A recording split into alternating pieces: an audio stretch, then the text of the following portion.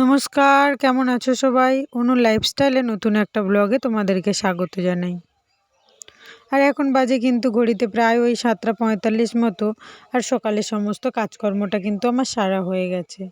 আর তোমাদেরকে দেখাচ্ছি যে এতটাই কুয়াশা, দেখো এই সামনে থেকে সামনেটাই দেখা যাচ্ছে না। তো চলো মাঠটাকে একবার দেখিয়ে নিয়ে আসি। এই যে দেখো মাঠে পুরো আরও বেশি অন্ধকার হয়ে গেছে। যত বেলা বাড়ছে ততই পুরো অন্ধকার হয়ে গেছে। সকালে তাও মনে হচ্ছিল একটু ফাঁকা ফাঁকা ছিল, আর এখন আরও বেশি হয়ে গেছে আর কি। আর ওই যে আমাদের গাড়িটা, ওটাকে বাঁধা আছে। আর বাবা আজকের কিন্তু গাড়ি নিয়ে বেরোয়নি মাঠে আর কি, বেরোবে একটু পরে। তো আমি এখানে সকালে রান্নাটা বসিয়ে দিয়েছি। সকালে আজকে রান্না করছি কিন্তু একটু ওলকপিকে ভাজা করছি আর একটু বেগুন পোড়াবো, আর সঙ্গে ভাত করব। আর বাবা খেয়ে দিয়ে কিন্তু তারপরে যাবে মাঠে।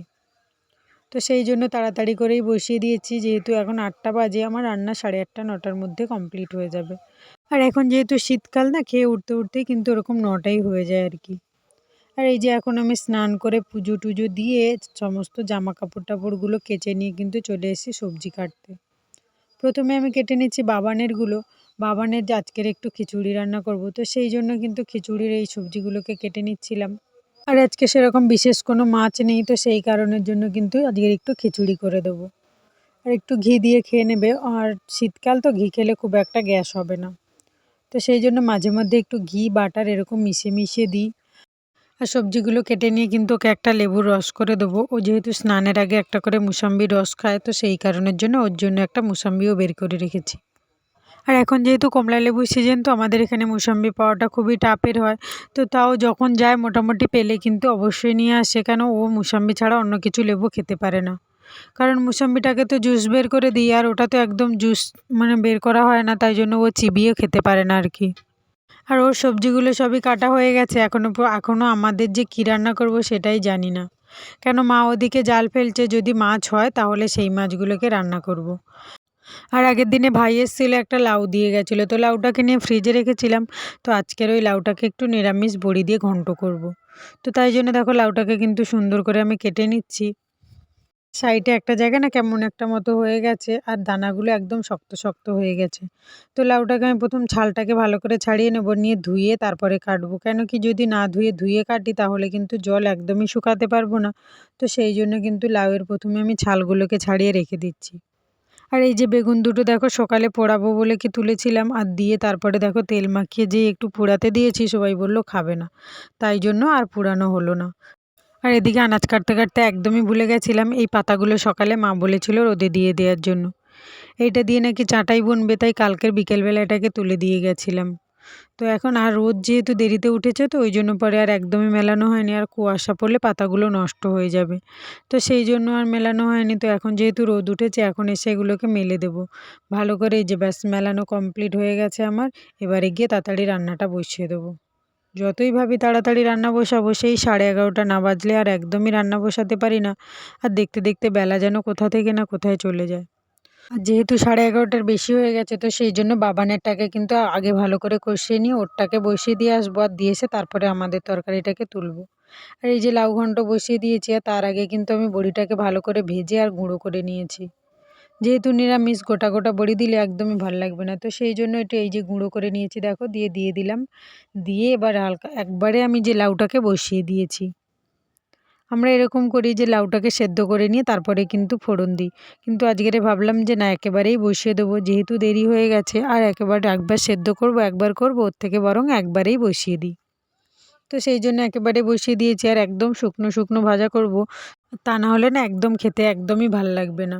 আর এদিকে আমার এটা হতে রয়েছে, আর মা কিন্তু ওখানে মাছ ধরে নিয়ে কাটতে বসে গেছে। যাই হোক, হয়েছে অল্প দুই একটা মাছ, সেই মাছগুলোকে কিন্তু আজকে ঝাল রান্না করব। আর প্রথমেই না লাউটা পুরো এক কড়া হয়ে গেছিলো, ভাবছিলাম যে মনে হয় আমি কেটে ভুল করেছি, অনেকটাই কেটে ফেলেছি, খাওয়ার লোক হবে না। এমনিতেই কেউই খুব একটা লাউ পছন্দ করে না। আর এই যে কষ্ট করে রান্না করছি, এগুলো হয়তো সব আমাকেই খেতে হতে না হয়। কেন, বাবা একটু আধটু খাবে, মা তো একদমই লাউ পছন্দ করে না। যদি চিংড়ি মাছ টাছ দিয়ে করি তাহলে হয়তো একটু আধটু খেলো টেলো, তা না হলে একদমই খেতে চায় না। দেখো লাউ ঘন্টটা প্রায় মোটামুটি হয়ে এসছে, আর একটু শুকনো শুকনো হলেই নামিয়ে নেবো। আর একটু দুই একবার ফুটে গেলেই মানে হয়ে গেলেই নামিয়ে নেবো, ব্যাস মোটামুটি কমপ্লিট হয়ে গেছে। এবারে আমি এটাকে নামিয়ে নিচ্ছি। আর এখানে কিন্তু মারও মাছ কাটা কমপ্লিট হয়ে গেছে, আর এই মাছগুলোকে কিন্তু করব বড়ি দিয়ে ঝাল। ভেবেছিলাম বাবানের জন্য কোনো মাছ নেই, কিন্তু দেখো কই মাছ পড়েছে দুটো। ওর আজকের একটা হয়ে যাবে, কালকেরও একটা হয়ে যাবে আর কি। তো প্রথমেই কিন্তু আমি বড়িগুলোকে ভেজে নিয়েছিলাম, সেটা অফ ক্যামেরাতে, তোমাদেরকে আর দেখানো হয়নি। আর এই যে মাছগুলোকে এখানটাতে ভেজে নিচ্ছি ভালো করে, একটু লাল লাল হয়ে গেলেই তুলে নেব। আর মাছের ঝাল রান্না করা তো একদমই ইজি ব্যাপার, মাছ ভাজা হয়ে গেলেই মানে তরকারি কমপ্লিট।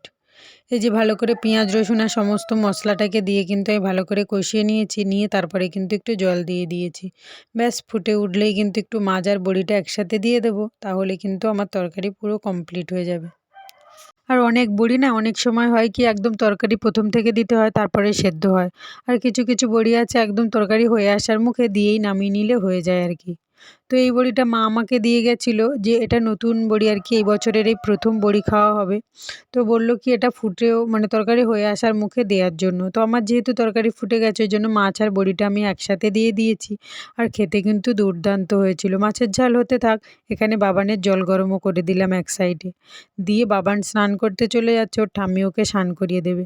আর ততক্ষণে আমি আগের দিনের একটা নারকেল কুড়ে রেখেছিলাম, তো ওই নারকেলটাকে আজকের একটু ছই মেরে নেবো আর কি। ব্যাস মাছের ঝাল কমপ্লিট হয়ে গেছে। এবারে নারকেলটাকে এই সাইডে বসিয়ে দেবো। আর একটা নারকেল ছিল, তো ওই জন্য একটা নারকেলে ভাবলাম যে এটাকে আর কেন ফেলে দেবো নারকেলটাকে, তাই একটু যদি একটু ছই মেরে রেখে দিই, তাহলে হয়তো যে কোনো সময় পিঠে টিঠে খাওয়া হয়ে যাবে। তো মা বললো থাক আজকেরে করে রেখে দাও, রাত্রেবেলাতেই পিঠে করে নেবে আর কি। তো সেই জন্য এটাকে দেখো আর গুড় দিয়ে করলাম না, একটু চিনি দিয়ে করে নিচ্ছি। আর চিনি আর একটু আদা দিলাম সেন্ট হওয়ার জন্য, একটু এলাচ দিয়ে দিচ্ছি আর কি, দুটো এলাচ দিয়ে ছই মেরে রেখে দেবো। দিয়ে রাত্রেবেলা এটাকে পিঠে বানাবো। আর ওটা হতে হতে কিন্তু আমি এখানে এই যে জায়গাটা ভালো করে পরিষ্কার করে নিচ্ছি, কেন একটু পরেই তো আমাদের এখানেই খাওয়া দাওয়া হবে। আর আমরা সব তো বাইরেই খাই, সকালে আর দুপুরে। রাত্রে যা ঘরে খাওয়া হয়, কেন যেহেতু এখন ঠান্ডা ঠান্ডা পড়েছে, একটু মানে হালকা রোদেতে বসে খেতে কিন্তু ভীষণই ভাল লাগে আর কি। তো দেখো কথা বলতে বলতে আমার ঝাড় দেওয়া কমপ্লিটও হয়ে গেছে। আর আবার সেই দেখা হচ্ছে তোমাদের সাথে সন্ধেবেলা। এই যে সন্ধেবেলা দেখো ছইটাকে দেখাচ্ছি, কত সুন্দর কালার এসেছিল। আর এখানে কিন্তু আমি কড়াটাও বসিয়ে দিয়েছি, আর ওই সাইডে এক সাইডে কিন্তু ভাতও বসিয়ে দিয়েছি। আর এখানটাতে দেখো একটু ময়দা দিয়ে ব্যাটার বানিয়ে নিয়েছি, একটু করব পাটিসাপটা পিঠে আর কি। আর যেহেতু একটা নারকেলের ছই তো খুব একটা বেশি হবে না, তো সেই জন্য একটুখানি ভাতও বসিয়ে দিয়েছি। আর যতই যাই খাক বাবা আর মা না একটু ভাত না হলে ওদের হয় না আর কি। তো সেই জন্য অল্প ভাত বসিয়েছি, আর এইদিকে কিন্তু আমি পিঠেটাও করে নিচ্ছি। আর দেখো প্রথমের দুটো পিঠে না আমি এত বাজে করেছি কি বলবো, এই দেখো আর তুলতেই পারছি না, এতটা ব্যাটার দিয়েছি। এই যা দেখো মাঝখান থেকে ফেটেই চলে গেল। আর এত বড় হয়ে গেছে তো কড়াইতে, আমি একদমই বুঝতে পারি না মেজারমেন্টটা, ওই জন্য পারে প্রথম দুটো একদম খারাপ করে ফেলেছিলাম কিন্তু। আর আমি যেহেতু ওই ফ্রাই প্যানে করি, তো ওই জন্য পরে না অতটা বুঝে উঠতে পারিনি আর কি। মানে ওটাতে হলে আমার খুবই সুবিধে হয়, আর করতে কিন্তু খুব একটা কষ্ট হয় না। ওই জন্য আর বুঝতেও খুব একটা অসুবিধা হয় না। কিন্তু দেখো লাস্টের দিকেরগুলো এত সুন্দর করেছি কি বলবো, খুবই সুন্দর হয়েছিল। আর ছোট ছোট খেতেও কিন্তু দুর্দান্ত হয়েছিল আর কি।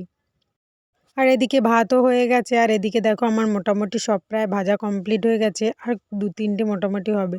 কিন্তু নারকেলও একটু কম পড়ে যাবে আর কি। দেখি যতটা হয় ততটা করে নেবো, বাদ বাকি এমনি রুটি করে নেবো আর কি। আর একটু চিনি দিয়ে গোলা রুটি মতো করে দেবো, তাহলে বাবা কিন্তু ওটা খেতে খুবই পছন্দ করে। কি করব লাস্টে যেহেতু নারকেল নেই, আবার নারকেল কুড়বো, তারপর ছই হবে, তারপরে হবে, ওর থেকে থাক। আবার বাবানও সন্ধ্যেবেলা বিরক্ত করছে, ওরও টিফিন বানাবো। তো তার থেকে এই যে দেখো আমার এটা গোলা রুটিটা মোটামুটি হয়ে গেছে, আর সব পিঠে প্রায় কমপ্লিট হয়ে গেছে। চলো নিয়ে যাওয়া যাক মাদের কাছে, দেখি কেমন বলে। এই যে কিছুটা নিয়েছি, আর কিছুটা কিন্তু রেখে দিয়েছি ওই বাড়ি দেওয়ার জন্য। ওদেরকে একটা করে না দিলেও হবে না, তো সেই জন্য আর কি। এই যে ভাত হয়ে গেছে, উনানে বসিয়ে দিয়েছি, আর দিয়ে এবারে কিন্তু নিয়ে যাব মাদের কাছে। আর এই যে এইটা ওদের ওই বাড়ির জন্য রেখেছি, আর থালায় কিছুটা নিয়েছি, এইটা হচ্ছে কিন্তু প্লেটে মা আর বাবানের জন্য নিয়ে যাচ্ছি। তো আজকের ভিডিওটা এই পর্যন্তই। সবাই সুস্থ থাকবে, ভালো থাকবে, সাবধানে থাকবে। যদি ভিডিওটি ভালো লেগে থাকে অবশ্যই একটা লাইক অ্যান্ড সাবস্ক্রাইব করে দেবে। ভিডিওটা কেমন লাগলো অবশ্যই একটা কমেন্ট করে জানিয়ে দিও। দেখা হচ্ছে নেক্সট কোনো ভিডিওতে খুব তাড়াতাড়ি।